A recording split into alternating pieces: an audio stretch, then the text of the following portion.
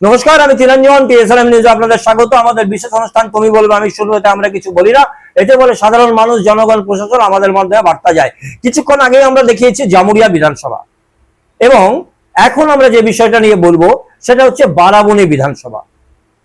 আমরা প্রত্যেকটা গ্রামে, প্রত্যেকটা গলিতে, বেশিরভাগ জায়গাতেই আমরা গেছি, এবং অফ দ্য ক্যামেরা সবকিছুই মানুষ ক্যামেরায় বলতে চায় না। অফ দ্য ক্যামেরায় মানুষ বহু কথা বলে এবং সেগুলো আমরা তুলে ধরি। প্রথমত আমরা যে বিষয়টা দেখেছি যে ইলেকশন ফ্যাক্টর কি, অর্থাৎ বিরোধী হোক অথবা শাসক, মানুষ কি চাইছে। বারাবণী বিধানসভায় অন্যতম সমস্যা হচ্ছে পানীয় জলের সংকট। বেশ কিছু জায়গায় জলের কিন্তু এখনো সমস্যা রয়ে গেছে। আমরা নয়, একথা কিন্তু স্বীকার করছেন বিদায়ী বিধায়ক, এখনকার যিনি তৃণমূলের প্রার্থী, তিনি হচ্ছেন বিধান উপাধ্যায়। আর এই অভিযোগ বিজেপির যিনি প্রার্থী অরিজিৎ রায়, তিনিও করছেন যে বহু জায়গায় জল নেই। একদম বাস্তব বিষয়, মানুষ কিন্তু এটা চাইছে। দ্বিতীয়ত, বেশ কিছু জায়গায় মানুষ বাড়ি পায়নি, অর্থাৎ থাকার ঠিক মতো জায়গা নেই। এই বিষয়টাও কিন্তু মেনে নিচ্ছেন বিদায়ী যিনি বিধায়ক, এখনকার তৃণমূলের প্রার্থী বিধান উপাধ্যায়, আবার এই দাবিটা করছেন অরিজিৎ রায়। তাহলে খুব স্বভাবতই বলা যায় শাসক এবং বিরোধী এই বিষয়টাকে তুলে নিয়ে আসছেন। তাহলে এটা বাস্তব চিত্র, মানুষ চাইছে। Election factor. দ্বিতীয়ত ফ্যাক্টর হচ্ছে কোল এরিয়া, অর্থাৎ কোল বেল্ট। এখানে বেশ কিছু খনি রয়েছে, সেই খনিতে স্থায়ী অথবা অস্থায়ী চাকরির দাবিতে বিরোধীদের পক্ষ থেকে বারবার দেখা গেছে ধর্ণা দিতে, রাস্তা অবরোধ করতে, তাই নিয়ে ঝামেলা, অশান্তি, লাঠিচার্জ সবকিছুই হয়েছে। তাদের উদ্দেশ্য যাতে বেকার ছেলেরা সেখানে চান্স পায়, অর্থাৎ কর্মসংস্থান হয়। এবং শাসক দলের পক্ষ থেকেও কিন্তু বারবার বলা হচ্ছে যে বহু মানুষের কর্মসংস্থান হয়েছে, আরো বহু মানুষের কর্মসংস্থান হবে, এবং তার প্রসেস কিন্তু চলছে। অর্থাৎ তাহলে বলা যেতে পারে কর্মসংস্থান হচ্ছে আরেকটা বিষয়। তৃতীয় যে বিষয় উঠে আসছে, এখানের কিছু জায়গা আছে, যেমন আমরা বলতে পারি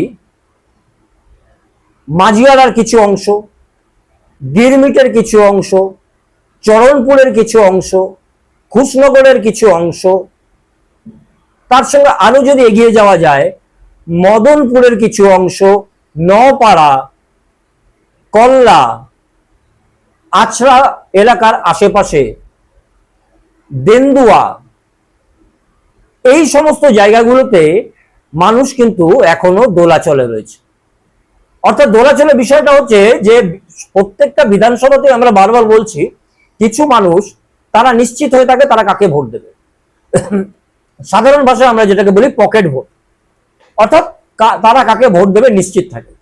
আর যে জায়গাগুলো আমরা বললাম, এই জায়গাগুলোতে যে কোনো দল যদি মনে করে বেশিরভাগটাই আমরা পাবো, অর্থাৎ কনফিডেন্ট, সেটা কিন্তু সম্ভব নয়, যেটা আমরা ঘুরেছি এবং অফ দ্য ক্যামেরায় মানুষ বলছে।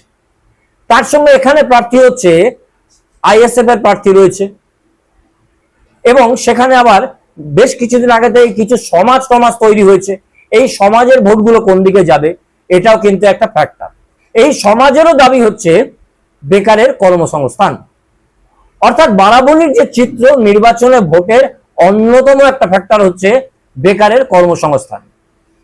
তার সঙ্গে যেটা শাসক দল অথবা বিদায়ী বিধায়ক তিনি বলছেন, উন্নয়নের যে কাজগুলো হয়েছে, একের পর এক রাস্তা হয়েছে, আলো ঝলমল হয়েছে, স্কুল হয়েছে, তার সঙ্গে যে সমস্ত ধসপ্রবণ এলাকাগুলো ছিল, যারা ধসে ক্ষতিগ্রস্ত হয়েছিল, তাদেরকে জায়গা করে দেওয়া হয়েছে, তাদের বাড়ি হয়েছে, এবং তার সঙ্গে আরো ব্যবস্থা চলছে। ইস্টার্ন কোলফিল্ড লিমিটেডের পক্ষ থেকেও কিন্তু ক্ষতিপূরণও দেওয়া হয়েছে। অতএব সেই সুবিধাগুলো মানুষ পেয়েছে।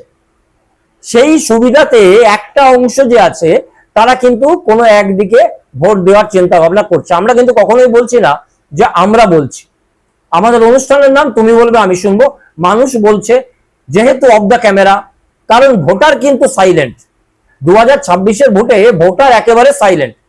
মানুষ বলছে, সেগুলো আমরা উপস্থাপিত করছি, এবং সেই জায়গা থেকে দেখা যাচ্ছে যে এই যে ইসিএল অর্থাৎ কোল বেল্ট, ইসিএল এর বিষয়টা হচ্ছে সম্পূর্ণ কেন্দ্রীয় সরকারের, অর্থাৎ ইসিএল কেন্দ্র সরকারের। খুব স্বভাবতই বুঝে যেতে পারছেন যে এখানে কোন পার্টির অগ্রাধিকার রয়েছে। সেই জায়গা থেকে ইসিএল এর কর্মসংস্থান কাদেরকে এগিয়ে আসা উচিত সেটাও কিন্তু আপনারা বুঝতে পারছেন। সেই জায়গা থেকে নিটফল কিন্তু এখনো জিরো দেখছে বারাবণীর মানুষ। আর কিছু কিছু পঞ্চায়েত এরিয়ায় ক্ষোভ তো অবশ্যই আছে, সেই ক্ষোভের কিছুটা বহিঃপ্রকাশ হতে পারে।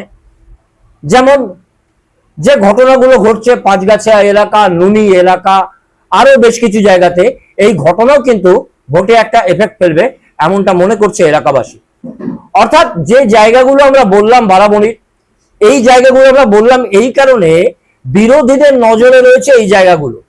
বিরোধীদের নজরে বিশেষত রয়েছে এই মুহূর্তে বিরোধী, শাসক বিরোধী আর কি, তাদের নজরে রয়েছে ইটাপাড়া, পানুরিয়া, নপাড়া, চিনচুরিয়া, নুনি, গিরমিট, মাঝিয়াড়ার কিছু অংশ, চরণপুর, এই সমস্ত জায়গাগুলো বিরোধীদের নজরে রয়েছে যে সেখানের ভোটটা কেমন হয়।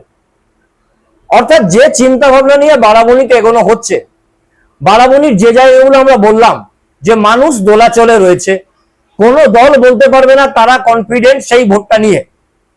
আবার যে জায়গাগুলো আমরা বললাম বিরোধীদের নজরে রয়েছে, একটু পিছিয়ে গিয়ে যদি দেখা যায় এই জায়গাগুলোতে কাদের জিত হয়েছিল, তাহলে সেই জায়গা থেকে বিরোধীরা নজরে রেখে এরপর রয়েছে ইলেকশন কমিশন, তার মধ্যে হয়েছে এসআইআর, এবং তারপরে হয়েছে কঠিন কঠোর নিয়ম, তার সঙ্গে বুথের জমায়েত চলবে না, বুথ জ্যামিং চলবে না, লক্ষণ রেখা করে দেওয়া হয়েছে, শুধু ভোটাররা থাকবে, পোলিং এজেন্টের বিষয়ে বিশেষ নির্দেশ রয়েছে, রয়েছে বিএলও, ওয়েবকাস্টিং ক্যামেরা, তার সঙ্গে গাড়ি, প্রয়োজনে সাজোয়া গাড়ি, গাড়ির উপর ক্যামেরা, অর্থাৎ নজরবন্দি সম্পূর্ণ এলাকা।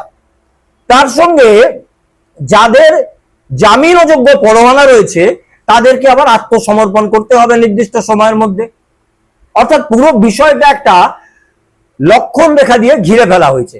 সেই জায়গা থেকে মানুষের যে মেন্টালিটি ভোট দেওয়ার, মানুষ তার নিজের মনের মতো ভোট দিতে পারে এমন ব্যবস্থার জন্যই কিন্তু এমন করা হচ্ছে। সেই জায়গা থেকে বারাবণীর ক্ষেত্রে কি কি ফ্যাক্টর কাজ করবে আমরা আপনাদের সামনে পরিষ্কার করলাম। কমেন্টস করতে পারেন আমাদের ইনবক্সে। তবে আমরা বারবার বলছি, কে জিতবে কে হারবে এটা আমরা কেন, এটা কেউই বলতে পারে না, অর্থাৎ পরিণামটা বলবে। কিন্তু পরিস্থিতি পর্যালোচনা করলাম। কমেন্টস করতে পারেন আমাদের ইনবক্সে। আমাদের বিশেষ অনুষ্ঠান তুমি বলবে আমি শুনবো এ পর্যন্তই। আবার দেখুন আগামীকাল।